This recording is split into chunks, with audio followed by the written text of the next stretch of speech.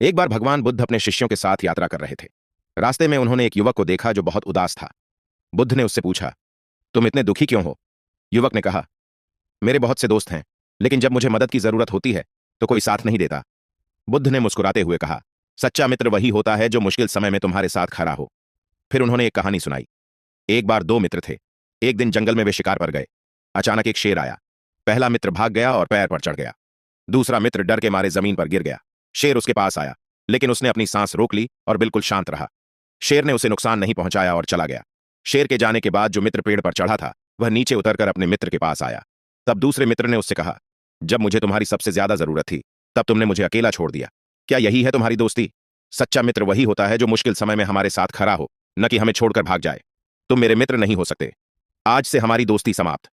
बुद्ध की कहानी सुनकर युवक समझ गया कि बुद्ध उसे यह समझाना चाहते हैं कि सच्ची दोस्ती में विश्वास और साथ होना जरूरी है। सच्चा मित्र वही होता है जो कठिन समय में साथ निभाए।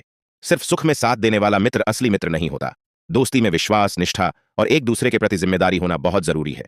अब युवक को यह एहसास हो गया कि उसे अपने मित्रों को केवल संख्या में नहीं, बल्कि उनके व्यवहार और सच्चे साथ के आधार पर परखना चाहिए। कहानी से शिक्षा, सच्चा मित्र वही है जो मुश्किल समय में साथ दे। दोस्ती में विश्वास और निष्ठा सबसे महत्वपूर्ण है। मुश्किल वक्त में अकेलापन महसूस करने वाले को सहारा देना मानवता है। नमो बुद्धाय।